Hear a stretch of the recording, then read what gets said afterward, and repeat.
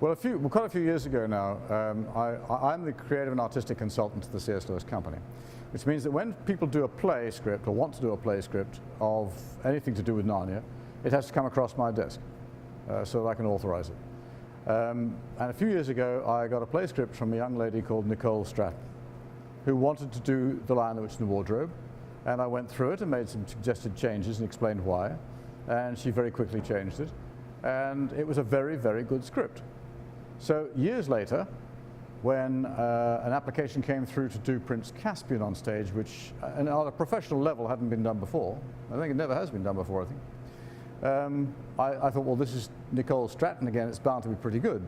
And again, there were a few little minor changes I wanted to make. And because I'd dealt with this company before, I decided instead of putting it through the machinations of the company and getting a sort of form letter back from our administrative officer, I would just email myself, which I did. And the result of that was apparently quite impressed people at the other end to see my name on it. And so they decided to ask me to come over here and check out the dress rehearsals and see what I could do to help, you know, and I was very happy to do so.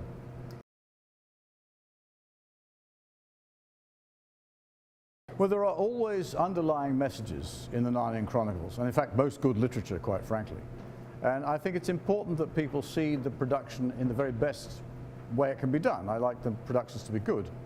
And I'm fairly convinced that this one is going to be very good. I haven't actually seen the rehearsals yet, but I'm waiting to with bated breath, as one might say. But I want the messages that Jack wrote into the book to appear on stage. I won't tell you what they are, because that's up to the audience to decide for themselves. But there are important messages to the human race to be found in all of the Narnian Chronicles, in fact all of Jack's writings. So I would like it that the script depicts these subtly, but they're there. And I've read the script, and I'm quite convinced that this will happen in this production.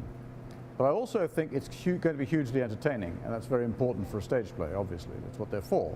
Entertainment and education is what plays are all about, and I think this one's going to do it perfectly.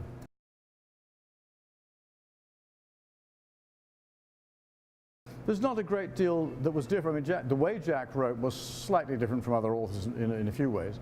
To start with, I think he always wrote under the inspiration of the Holy Spirit of God, and that's a very important thing for a Christian writer to do.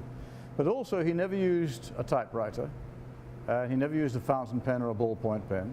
He used a dip pen, and he dipped it in a bottle of ink, and then scraped off the excess ink on the side of the bottle, and came back and wrote a few words.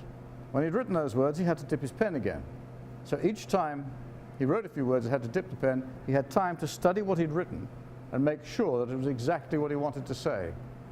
So very few of Jack's original handwritten manuscripts had any corrections in them, because he had 3 or 4 seconds each time to study the words he'd just written while he's dipping the pen. And that's a very, very rare writing technique in today's world. Nowadays we just turn to the computer and tap away to our heart's content. But it does mean that you get a lot of mistakes. Jack avoided those by the technique he used, and that's one of the most remarkable things about the way he wrote.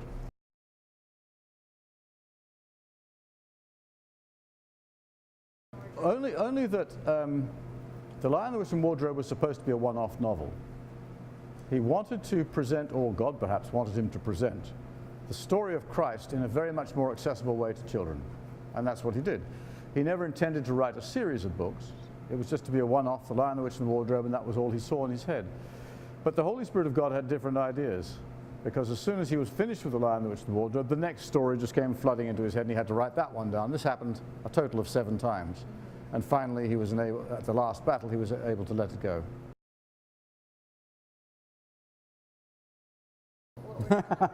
Well, you know, the creation, again, I'm using a word I don't like to use, but the making of a horse that works on stage. It's been done before. It was done with War Horse on stage, for example. It was done by the Trumpets Theatre Company of Manila, which is a professional Christian theatre company there, with 2 horses for their production of The Horse and His Boy, done beautifully. So it's a very difficult challenge still to do, to create a horse, create again, there I use a word I'm not supposed to use because I don't like it. To make a horse appear on stage and look really alive is very difficult to do. And also, it's kind of impressive when you know that there are 3 actors inside that horse's body, and they are actually making the horse's personality come to life. And it's a combined effort between 3 people to devise and make one personality of the horse. And it works beautifully. I've seen this one at work. And Aslan too. Aslan too, exactly the same procedure. You have to make this lion appear something special and have his own personality. And that's up to the three actors inside the creature. Their actions denote the personality of the character they're portraying. Very difficult kind of acting to do, very difficult form of acting to do, and they do it very well. Well, I like South Carolina. But really it's a matter of, it's part of my job, in a sense, to look at the best, certainly the most, what I regard as the important productions, to make sure that they work really well. I've never seen Prince Caspian on stage before, no. Which again is an impetus to come and see what happens. I have seen The Lion, Witch and the Wardrobe. I've seen, what else? I've seen a child's version of The Voyage of the Dawn Treader, which was very funny. I've also seen, of course, the Filipino Horse and His Boy production, which was superb. Right. I'm expecting this to be just as good, if not better, than all of those. It's extraordinary to find in a place like Greenville a production company of this quality. And I think that Greenville is very fortunate. And I hope that they don't get good enough and big enough to move elsewhere, that they stay here.